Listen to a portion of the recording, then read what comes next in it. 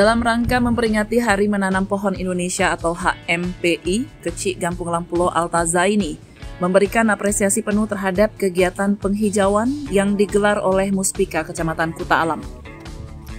Kegiatan yang berlangsung pada Selasa 24 Desember 2024 ini dilaksanakan di Gampung Lampulo, Banda Aceh sebagai bagian dari gerakan aksi Tanam Hijaukan Nanggro Aceh.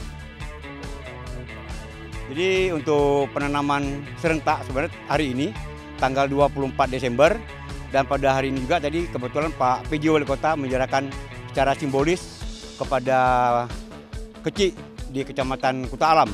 Kebetulan yang hadir ada dari Kampung Keramat, Lamborskep dan Badar Baru. Nah ini kita serahkan dan yang tidak hadir juga akan kita berikan nantinya untuk dapat ditanam di desa yang masing-masing.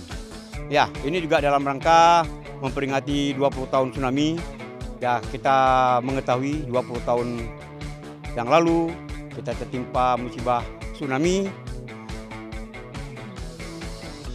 Banyak pohon-pohon, infrastruktur yang telah hilang, hancur.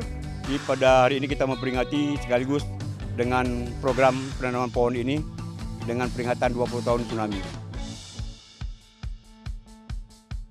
Dalam kesempatan itu, Kecik Altazaini bersama Muspika Kuta Alam turut mendampingi penjabat Wali Kota Banda Aceh Almuniza Kamal dalam prosesi penyerahan bibit pohon secara simbolis dan penanaman pohon pertama di pekarangan Pangan Lestari Gampung Lampulo.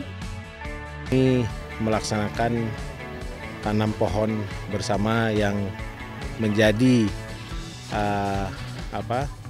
himbauan dari PJ Gubernur Aceh untuk menanam 3 juta pohon untuk Aceh. Dan program ini merupakan program prioritas oleh PJ Gubernur. Beliau ingin Aceh tetap lestari, tumbuh-tumbuhan tetap tumbuh.